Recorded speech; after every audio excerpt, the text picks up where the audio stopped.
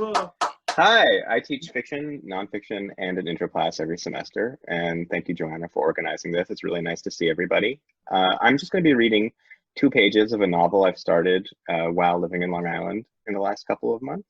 And it is about someone who starts a rapture cult by accident and then has to keep going along with it for years and years. And it's called American Rapture. And these are just the first 2 pages. Let me move it to the middle of my screen. American Rapture. Sun up. The February light is harsh and immediate. It makes the air feel colder. The melding of dark has ended. The edges of objects are defined. Shadows of struggling trees play long across the fields. Take a breath, then feel the pain of letting it out, that heat that was briefly yours. And now come into this small American town. Come in over the frozen farmland or the bumpy 2-lane road. How many people, how many years did it take to wear down? The water tower floats above the permanently locked shops on Main Street. The once optimistic displays dusty and dingy. The laminated menu is unchanged. The sidewalk is dotted with the inconsequential clutter of a midweek morning. Coffee cups, uncoupled mittens. If you wanted to listen, you would hear the barks of far-off strays and the creaking of old homes. But no time. Keep going. Move through the abrupt little town, past the small park where the familiar stage has already been assembled. The banner, pre-hung, used before. It starts today. Cross the tracks that no longer bring trains. The fragile smell of fragile things.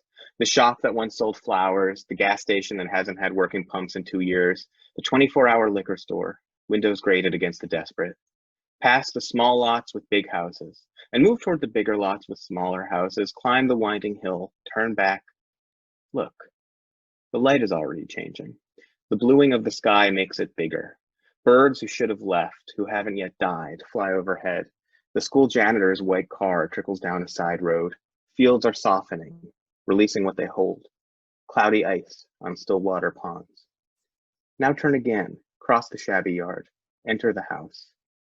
Empty wine bottles, rumpled books, a worthless collection of food dogs, dirty dishes in the sink, a cat bowl on the floor long unused, a coat for every hook, a half-eaten pound cake on the table, a ledger full of despairing post-its. Halfway across America, a pipe comes slightly loose in the 6th biggest nuclear power plant in the country. Take the instinctual turn toward the hearth. As you pass down the narrow hallway, lights switched on, bulbs burned out, take the time to see them gathered on the last day of the lives that they knew, lives that they would one day consider beautiful. 2 children to a room, the boys in the smaller one, the oldest 21, handsome, the youngest 13, pretty, curled commas, breathing.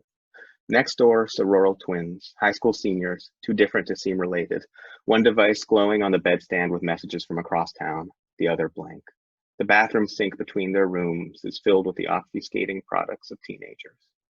Finally, creep into the master bedroom. Look above the credenza, the photo of them on their wedding day when they were so young, laughing with open-mouthed glee, her hair straight and long, her face already slightly wrinkled. Then turn and see the husband, 21 years on, clutching a pillow tight against his paunch, giving his back to his wife. She lies sculpture straight, face mask on, earplugs in, feet tight, hands folded. He's going to wake soon, so go up. Strip away the homemade ductwork, the cheapest insulation. Take the roof off. Float. Look down at the leeward family and their animal sleep, the first tribulators.